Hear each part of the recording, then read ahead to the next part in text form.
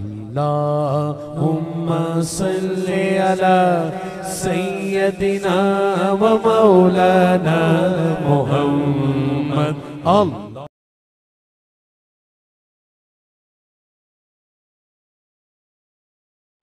اگر انسان روحانی طور پر تندرست نہ ہو، روح بھی اپنی غذا مانگتی ہے، تو انسان بے چین رہتا ہے، بے قرار رہتا ہے. ہمارے ہاں یہ مسئلہ ہے کہ سارا وقت لوگوں کا نا اپنے ظاہر کو سنوارنے میں لگ جاتا ہے اور بڑا وقت لگاتے ہیں لوگ، لیکن باطن اپنی جگہ پہ پریشان ہوتا ہے. بڑے بڑے جبے کبے اور بڑے بڑے قیمتی لباس کے پیچھے جو روح ہوتی ہے وہ پریشان ہوتی ہے.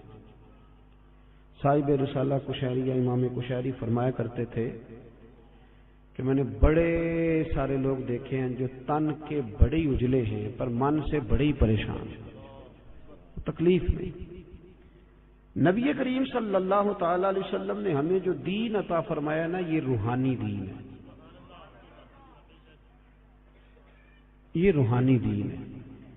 قرآن اور سنت کے اندر جتنے ارشادات ہیں نا، وہ ہماری روح سے بات کرتے ہیں، ہمارے باطن سے کلام کرتے ہیں. کبھی کوئی عالم، کوئی صوفی، کوئی درویش کوئی بات کر رہا ہوتا ہے نا، تو مجھے جو لگ رہا ہوتا ہے کہ میری کر رہا ہے،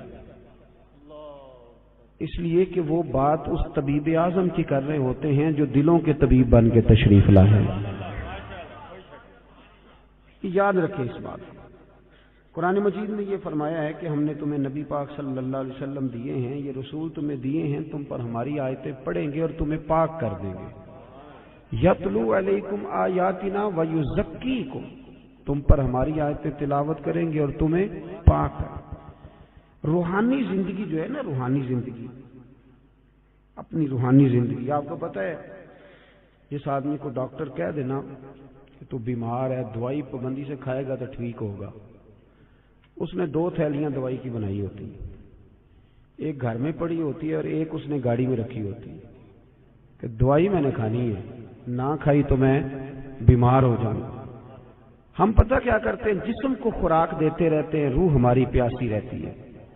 روح کی پیاس کیسے بجھتی ہے؟ قرآن پاک پڑھنے سے، ذکر کرنے سے. ادھر دیکھیں میری طرف.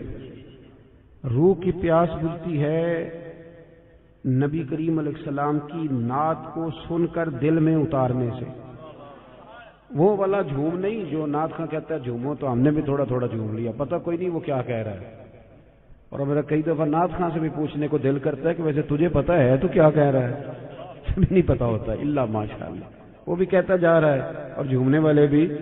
چلے یہ جھومنا بھی خالی نہیں، نفع والا ہی ہے، پر یہ ہے کہ وہ روح میں اتر جاتی ہے نا جب نعت شریف روح میں، پھر وہ دل سے باتیں کرتی ہے. یہ صوفیاء کو سرکار کی زیارت ہوتی تھی بڑی زیادہ، تو آج کل بہت سارے لوگ اس پر بھی اعتراض کرتے ہیں. وہ کہتے ہیں جی اتنی زیارت کیسے ہوتی تھی؟ تو میں کہتا ہوں یار بڑی سادی سی بات ہے، جو آدمی گاڑی چلاتا ہے رات کو خواب میں بھی گاڑی چلاتا ہے. یہ بات آپ کی عقل میں آتی ہے کہ نہیں آتی؟ جو آدمی دن کے وقت گاڑی چلاتا ہے رات کو بھی گاڑی چلاتا ہے، تو جو دن میں تکے کھانے نکلتا ہے خواب میں کئی دفعہ تکے ہی کھا رہا ہوتا ہے. آپ میری بات کو سمجھ لیں، پکی سچی بات ہے. جو سارا دن محبوب کو پڑھتے ہیں، محبوب کو سنتے ہیں، محبوب کو بیان کرتے ہیں، وہ رات کو بھی محبوب کی گلیوں میں ہی رہتے ہیں. یہ سادی سی بات ہے، اب آپ کی پتہ نہیں کیوں عقل میں نہیں آتی. یہ موٹی سی بات ہے. چرخہ جو بی بی دن کو چلاتی تھی، اگر اسے چرخہ نظر آ سکتا ہے تو امام سیوطی سارا دن حضور کی حدیثیں لکھتے تھے تو رات کو سرکار کی زیارت بھی کر لیتے تھے. ہماری جب روحانی زندگی مضبوط ہوتی ہے نا تو پھر ایک کام اور ہوتا ہے. قرآن مجید نے کہا کہ والآخرۃ خیر وابقیٰ، آخرت تمہارے لیے بہتر بھی ہے اور باقی رہنے والی بھی. روحانی زندگی کا تعلق انسان کی آخرت کے ساتھ ہوتا ہے. وہ پھر تھوڑے تھوڑے کام نہ آخرت کے لیے بھی کرنے شروع کر دیتا ہے، یہ بھی اس کی روحانی زندگی کا حصہ ہوتا ہے. ورنہ تمہارے بہت سارے دینی کاموں میں بھی دنیا شامل ہوتی ہے، بہت سارے دینی کاموں میں. اور ہمارے صوفیاء نے ایک اور بات بھی لکھی ہے، فرماتے ہیں اگر آپ کی بہت شہرت ہونے لگ جائے اور لوگ بڑی عزت کرنے لگ جائیں اور بڑا آپ کو نوازا جانے لگ جائے تو پھر بھی ڈرنا، کہیں ایسا نہ ہو کہ ساری نیکیوں کا تمہیں اجر دنیا میں ہی دے دیا جائے. اور آخرت میں تمہارے لیے مشکلات بن جائیں، یہ بھی مقام خوف ہے، یہاں بھی ڈرو، ایسا نہ ہو کہ سارا اجر یہیں تمہیں دے دیا جائے۔ میرے بھائی غور کریں، روحانی زندگی، آپ نے نا، آپ کا ایک بینک اکاؤنٹ ہوتا ہے، آپ کو پتا ہوتا ہے کہ اب میرے پاس کتنے پیسے ہیں، یعنی جس کی جیب میں جو کچھ ہوتا ہے نا اس نے پورا گنا ہوا ہوتا ہے۔ اور ہم بڑے سیانے ہیں، اب تو ہم نے ربڑ رکھے ہوئے ہیں، 50 والے نوٹ کو علیحدہ چڑھاتے ہیں، 100 والے کو، بڑے سمجھدار ہیں ہم، رات کو گن کے سوتے ہیں، کئی لوگ سویرے پھر گننا شروع کر دیتے ہیں، شاید بڑھ گئے ہوں۔ یہ ہمیں پتہ ہوتا ہے کہ ہماری جیب میں کیا، میرے مکان کی ویلیو کیا ہو گئی ہے، کتنے کا خریدا تھا، اب کیا ریٹ ہے، مجھے پتہ ہوتا ہے نا سارا۔ اسی طرح ہمیں یہ بھی پتہ ہوتا ہے کہ میں نے آخرت کے لیے کیا جمع کیا ہوا ہے، ہمیں پتہ ہوتا ہے۔ بھولے بن جائیں، چلو کئی دفعہ کوئی جھوٹ بول کے اپنے آپ کو تسلی دیتے ہیں، بات الگ ہے، پر ہمیں خبر ہوتی ہے کہ میں نے آخرت کے لیے کیا جمع کیا۔ نبی کریم صلی اللہ تعالی علیہ وسلم کے جو غلام تھے وہ اپنی روحانی زندگی پر، روح پر بڑی سخت توجہ دیتے تھے، بڑی سخت ان کی توجہ ہوتی۔ حضرت عبداللہ بن حنظلہ رضی اللہ تعالیٰ عنہ نا اپنے گھر سے روتے ہوئے نکلے اور رستے میں شور مچا رہے ہیں، معاذ اللہ، حنظلہ تو منافق ہو گیا۔ رستے میں جناب ابو بکر صدیق سے ملاقات ہوئی تو شور کر رہے ہیں، کہتے میں تو منافق ہو گیا ہوں۔ نے فرمایا کیا ہوا؟ کہنے لگا ابو بکر عجیب حال ہے نا کہ جب میں نبی پاک صلی اللہ علیہ وسلم کی بارگاہ میں ہوتا ہوں تو میرا نماز کو بھی جی چاہتا ہے، ذکر کو بھی جی چاہتا ہے، تلاوت کو بھی، میں دین کے قریب ہوتا ہوں، نکل کے آتا ہوں تو پھر دنیا داری۔ تو یہ تو دو رنگ ہے میرے دل کے، یہ دو رنگ ہے، ایک ہونا چاہیے تھا۔ حضرت صدیق اکبر کہنے لگے یہ جو تیرا معاملہ یہ تو بہت سارے لوگوں کا ہے، چل نہ تیرے بہانے میں سب کا مسئلہ حل کرا کے لاتا ہوں۔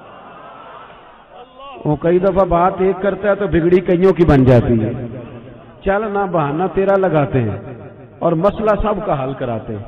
حضرت ابو بکر صدیق رضی اللہ تعالیٰ عنہ لے کے آئے، حضرت حنظلہ رضی اللہ تعالیٰ عنہ کو لا کے کھڑا کیا، یا رسول اللہ صلی اللہ علیہ وسلم ان کی بات سنیں۔ وہ عرض کرنے لگے حضور میں تو منافق ہو گیا۔ حضور نے فرمایا کیوں؟ عرض کی یا رسول اللہ جب آپ کے پاس ہوتا ہوں تو رنگ اور ہوتا ہے اور دنیا کے پاس جاتا ہوں تو رنگ، آپ نے میری بات کو سمجھنا ہے کہ عرض کر رہا ہوں۔ یہ بہت سارے محدثین نے روایت لکھی ہے، پر امام سیوطی نے در منصور میں ذرا کھول کھول کے لکھی ہے اور بڑے اس کے پہلو بیان فرمائے۔ فرماتے ہیں کہ نبی کریم صلی اللہ تعالی علیہ وآلہ وسلم نے ارشاد فرمایا حنظلہ یہ جو تمہارے اندر احساس پیدا ہوا ہے نا کہ میرا رنگ ایک ہونا چاہیے اور اس طرح ہونا چاہیے جس طرح میں حضور کی بارگاہ میں ہوتا ہوں تو میرا رنگ ہوتا ہے، وہی کیفیت ہونی چاہیے۔ فرمایا یہ جو تمہیں احساس پیدا ہوا ہے یہی تو ایماندار ہونے کی علامت ہے، یہ علامت ہے کہ تمہارے اندر ایمان ہے، تم چاہتے ہو کہ میری روح بدل جائے، میں سب، اور جب یہ احساس ہی نکل جائے۔ علامہ اقبال نے بڑی پریشانی کے ساتھ کہا کہ مصیبت یہ ہے کہ اب کارواں کے دل سے احساس زیاں جاتا رہا، اب احساس ہی نہیں کہ میں نیک ہو جاؤں۔ میری طرح کے کئی لوگ بن کے بیٹھ گئے ہیں کہ ہم نیک ہیں، ان کی ترقی رک جاتی ہے، ایک وقت پہ آ کے سمجھ لیتے ہیں۔ حضرت عمر فاروق کے پاس ایک شخص نے آ کے کہا تھا مسند امام احمد بن حنبل میں، حضور میں تقریر کرنا چاہتا ہوں، فرمایا نہ کرنا۔ اس نے عرض کی امیر المومنین میں پڑھا لکھا ہوں، میں بعض کہہ سکتا ہوں، میرے اندر شرائط پائی جاتی۔ فرمایا نہ کہنا۔ عرض کی حضور کیوں؟ تبلیغ کروں گا، واعظ و نصیحت کروں گا۔ جناب عمر فرمانے لگے جب تو بن سور کے ممبر پہ بات کہنے بیٹھے گا تو اپنے سے بہت سارے لوگوں کو گناہگار بھی تو سمجھے گا نا۔ کئی دفعہ ہم بات کر رہے ہوتے ہیں تو ایسے کر رہے ہوتے ہیں کہ شاید میں بڑا صوفی ہوں، تو آپ نے فرمایا پھر تیری اپنی ترقی رک جائے گی، پھر تو خود پریشان ہو جائے۔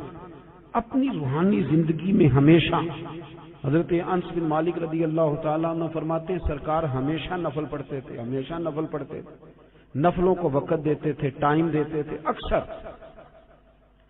اللہ کے محبوب علیہ السلام کی جو حیات مبارکہ ہے وہ بڑی مصروف ہے، 23 سالوں میں وہ انقلاب برپا کیا جو لوگ صدیوں میں نہ کر سکتے، لیکن اتنی مصروفیت کے باوجود بھی اللہ کے رسول رات کو مصلی پہ کھڑے ہوتے۔ ہماری ہر شے مضبوط ہو گئی، مصلی کمزور ہو گیا، مصلی کمزور۔ حضور مصلی کو وقت دیتے، حضرت انس بن مالک فرماتے ہیں کہ جنگ میں حضور کے ساتھ حاضر تھا تو میں نے وہاں بھی نرالا انداز دیکھا. لوگ سارے اپنے اپنے کاموں میں لگ گئے. وہ وقت تھا حضور کے نفل پڑھنے کا. تو میری اچانک نظر پڑی تو اللہ کے نبی گھوڑے پر ہی نفل ادا کر رہے, بیٹھے بیٹھے نماز ادا کر رہے. وہ اپنے معاملات میں کبھی فرق آنے نہیں دی. ہمیشہ ہم لوگ کہہ دیتے ہیں, آپ لوگ سن لیتے ہیں, آج کل لوگوں کے پیروں میں ورم کوئی نہیں آتا. اب تو اتنا چلتے ہی کوئی نہیں. اب تو بچے سے کہیں چونک سے ماچس لے آ تو کہتا ہے لاؤ موٹر سائیکل کی چابی. اب کہاں ورم آتا ہے صاحب, یہ دور ختم ہو گیا جب کبھی بہت چلتے تھے لوگ. اب تو حاجیوں کو بھی ورم نہیں آتا, اس لیے کہ حاج بھی زیادہ تر اے سی والی بس میں ہی ہو جاتا ہے سارے کا سارا.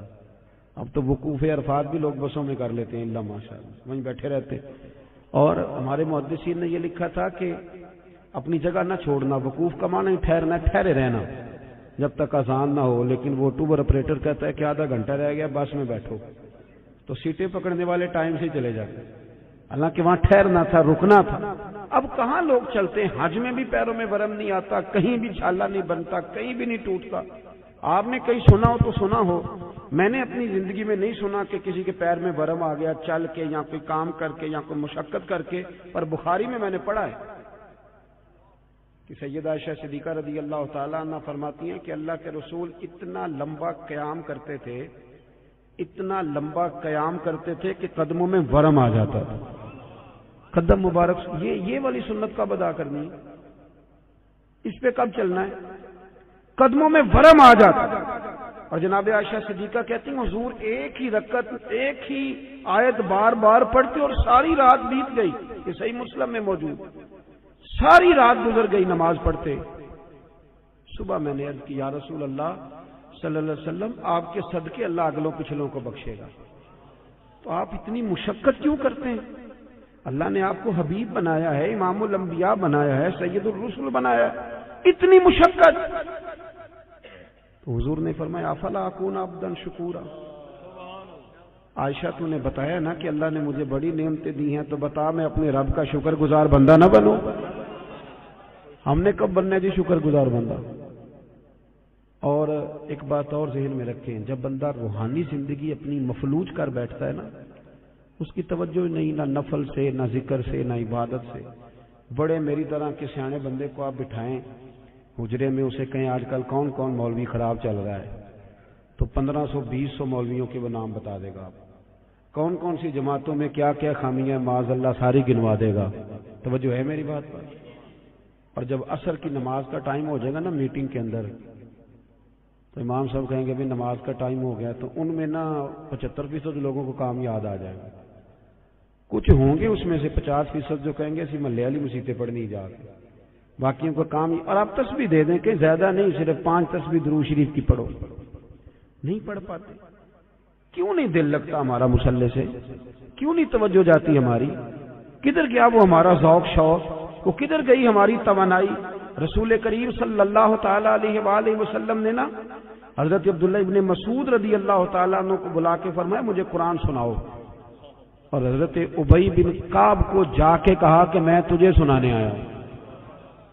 نبی کریم صلی اللہ علیہ وسلم کسی سے سنتے, کسی کو سناتے, یہ ذوق رکھتے, تلاوت کا ذوق. حضرت ابو سعید خدری رضی اللہ تعالیٰ عنہ تلاوت کر رہے تھے, حضور تشریف لے, اور میرے بھائی یہ بھی سنت ہے میرے نبی پاک کی, کسی سے قرآن پاک سننا یہ بھی رسول پاک کی. اب آپ تھوڑے ڈھیلے پڑ گئے, یہ کون سا ہلکا ہلکا ایسے ایسے کر رہے ہیں بھائی, یہ بھی عنوان ہے, یہ بھی حضور کی سنت ہے. میں تو ترس ہی گیا ہوں. ابھی قاری صاحب نے قرآن شریف پڑھا ہے, ترجمہ بتایا ہے. نعت ہمارا ایمان ہے, نعت میں ہماری جان ہے, بغیر نعت کے ہم بچ ہی نہیں سکتے. اور میرا سوال یہ ہے کہ پرچیاں آتی ہیں, رکے آتے ہیں نعت خانوں کو کہ یہ بھی نعت سنائیں. قاری صاحب کو روکا کیوں نہیں آیا کہ فلانی صورت بھی سنائیں؟ آج تک نہیں آیا کسی قاری صاحب کو روکا کہ جناب سورہ کوثر پڑھیں, یہ بھی تو حضور کی نعت ہے نا. آنا چاہیے نا رکا, سورۃ الضحیٰ کی تلاوت کریں, یہ بھی تو حضور کی نعت ہے نا. سورہ علم نشر بھی حضور کی نعت ہے کہ نہیں؟ سورہ یاسین, سورہ محمد, یہ ساری حضور کی, پورا قرآن ہی نبی پاک کی تعریف. کیوں نہیں نکے بھیجتے, کیوں نہیں توجہ جاتی؟ حضرت ابو سعید خدری فرماتے ہیں میں قرآن شریف پڑھ رہا تھا, توجہ ہے میری بات پر؟ فرماتے ہیں میں قرآن پاک پڑھ رہا تھا، مجھے کیا پتا کہ حضور بھی میری تلاوت سن رہے تھے، میں تو پڑھ رہا تھا اپنی موج میں۔ کہتے ہیں سرکار سنتے رہے، پھر تشریف لے گئے، تھوڑی ایکو کم کریں جی اس کی۔ کہتے ہیں جب میں حاضر بارگاہ ہوا تو حضور نے فرمایا ابو سعید آج میں نے سنا ہے تو نے بڑا ہی سونا پڑا ہے، مجھے بڑا پسند ہے۔ ویسے ریاکاری منع ہے، ویسے کسی کو دکھانے کے لیے منع ہے، پر یہاں حضرت ابو سعید نے نیا رنگ بیان کیا۔ کہنے لگے حضور مجھے تو پتہ ہی نہیں تھا آپ سن رہے ہیں، ورنہ میں نے تو اور بنا بنا کے پڑھنا تھا، ذرا بنا بنا کے پڑھنا تھا، بنا بنا کے، بنا بنا۔ مجھے بات یاد آ گئی، حضرت ابو سعید خدری، یہ شاگرد جو ہے نا کسی کے بھی، میرے بھی ہیں کچھ شاگرد محفل میں، پر آج کل شاگردوں کے لیے دعا بڑی کرنی پڑتی ہے، کیونکہ وہ قول پہ عمل کم نہیں کرتے ہیں، دعا ہی ہے ان کو لگ جائے تو اللہ ماشاءاللہ۔ تو حضرت ابو سعید خدری رضی اللہ تعالیٰ عنہ، یہ شاگرد ذرا توجہ کریں، شاگرد ذرا خیال فرمائے۔ حضرت ابو سعید خدری رضی اللہ تعالیٰ عنہ فرماتے ہیں کہ مجھے بات یاد آ گئی چلتے چلتے، یہ بھی روحانی زندگی کی باتیں۔ فرماتے چلتے چلتے نا ہم سفر کر رہے تھے تو ایک جگہ رات کو پڑاؤ کیا۔ طریقہ یہ تھا اس زمانے میں سفر کرنے کا کہ جہاں آبادی ہوتی تھی لوگ اس کے بیچ سفر کرتے تھے، اس کے وہاں آرام کرتے تھے، اور جنگل ہوتا تھا وہاں سفر کرتے رہتے تھے۔ کئی دفعہ زیادہ رات کو بھی جا کے کوئی آبادی نظر آتی تو کوشش کرتے تھے کہ پڑاؤ آبادی میں کریں رات کا، تاکہ کوئی درندے وغیرہ تنگ نہ کریں۔ کہتے ہیں قبیلے کے پاس ایک گاؤں میں ہم نے پڑاؤ کیا تو بھوک بھی بڑی تھی، پیاس بھی بڑی تھی۔ قبیلے والوں سے کہا یار پانی پلا دو، کوئی کھانے پینے کی چیز دے دو۔ انہوں نے کہا جی آپ کو نہیں دینی، اسلام کے بڑے دشمن تھے معاذ اللہ، توجہ ہے میری بات پر، آپ کو نہیں دیں گے۔ اچھا جی نہ دی انہوں نے۔ آدھی رات کا وقت ہوا تو حضرت ابو سعید خدری کہتے میں قیادت کر رہا تھا قافلے کی، تو ایک بندہ دوڑا دوڑا آیا، کہنے لگا کوئی دم درود کر لیتے ہو؟ اب تو یہ کام بڑا آسان ہے نا، تو اس کاروبار پہ آپ کو پتہ ہے انویسٹمنٹ ہی کوئی نہیں ہوتی، نفع ہی نفع ہے، جتنا مرضی کما لے۔ کوئی دم درود کر لیتے ہو؟ تو حضرت ابو سعید خدری کہنے لگے میں نے کہا کر لیتے ہیں۔ کہنے لگے چلو، پھر ہمارے سردار کو بچھو لڑ گیا۔ یہ روایت یہ حدیث بخاری میں بھی موجود ہے اپنی اصل کے لحاظ، اور باقی بھی بہت ساری کتب حدیث میں پائی جاتی ہے، روایات کے الفاظ کے اختلاف کے ساتھ۔ حضرت ابو سعید خدری رضی اللہ تعالیٰ عنہ فرماتے ہیں میں نے ان سے کہا بھائی کیا ہوا؟ کہنے لگے بچھو لڑ گیا۔ ایک روایت یہ کہ سردار کو، ایک یہ کہ سردار کی بیٹی کو۔ تو جناب ابو سعید خدری سے کہنے لگے دم کر دو کیا؟ فرمانے لگے دم تو کر دوں گا پر پیسے لگیں گے، تم نے جو کہا تھا کہ تمہیں روٹی نہیں دینی، تو جو اس طرح کا ہو اس سے تو کر لینا چاہیے نا۔ اب اس سے کوئی تقریر کے پیسے طے کرنے کی دلیل نہ پکڑ لے، نہ ناد خاں کو پکڑ لے، میں جہاں بات سنا رہا ہوں اس کو وہی رہنے دینا، کیونکہ ہم اپنی مرضی کی بھی استدلال کرتے ہیں نا۔ حضرت ابو سعید خدری کہنے لگے میاں پیسے لگیں گے۔ اب بندہ جب الجھ جاتا ہے تو پھر سارے پیسے دیتا ہے۔ اب وہ الجھے ہوئے تھے، پھنسے ہوئے تھے، کیا کرتے؟ کہنے لگے جتنے مرضی لینا، ساتھ تو چلو۔ حضرت ابو سعید خدری رضی اللہ تعالیٰ عنہ فرماتے میں ساتھ گیا، میں نے کچھ پڑھ کے پھونکا، شفا اللہ نے دے دی، شفا اللہ نے دے دی۔ وہ کہنے لگے جی بتائیں کیا لیں گے؟ میں نے کہا پہلے میرے سارے قافلے کو روٹی کھلاؤ، اور پھر 40 بکریاں لوں گا ایک دم کرنے کی۔ اے ریٹ دیکھا جو ذرا، کتنی بکریاں؟ اللہ آپ کو جزائے خیر عطا فرمائے، اللہ آپ کو برکت دے۔ میں نے کہا پہلے کہہ چکا ہوں اس سے کوئی دلیل نہ پکڑ لے، اب حدیث آ گئی ہے تو عرض تو کرنی ہے نا۔ حضرت ابو سعید خدری کہتے ہیں کہ روٹی بھی کھائی، پانی بھی لیا، 40 بکریاں بھی لی۔ اب صحابہ میں اختلاف ہو گیا، کچھ کہنے لگے لینی چاہیے تھی، کچھ کہنے لگے نہیں لینی چاہیے تھی۔ رائے کا اختلاف صحابہ میں بھی۔ ہمارے ہاں مصیبت یہ ہے کہ رائے کے اختلاف کو مخالفت بنا لیا جاتا ہے۔ اہل حق کے اندر جو اختلاف ہوتا ہے وہ تو رحمت ہوتا ہے، لیکن جرت نہیں کسی کی کہ ہماری رائے کے خلاف کو بندہ رائے، ہم تو اڑے ہوئے ہیں، بڑی بڑی چھوٹی چیزوں پہ اڑ جاتے ہیں۔ بہرحال اختلاف ہو گیا کہ لینی چاہیے تھی کہ نہیں لینی چاہیے تھی۔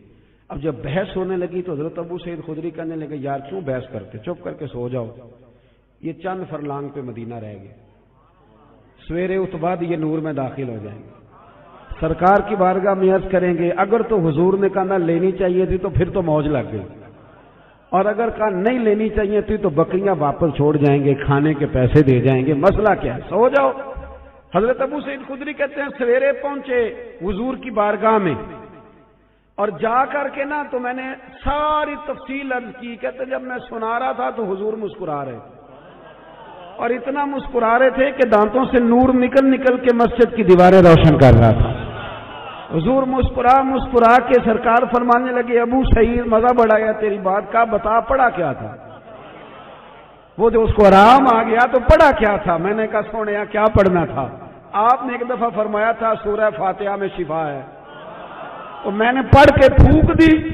آپ نے سکھایا تھا, بتایا تھا, پھونک دی, اللہ نے شفا دے دی. تو حضور فرمانے لگے سورۃ فاتحہ میں نے سکھائی تھی نا. حضور آپ نے فرمایا پھر 20 بکریاں میری 20 تمہاری, پھر آدھی میری ہے آدھی تمہاری ہے, لاؤ ادھر رکھو.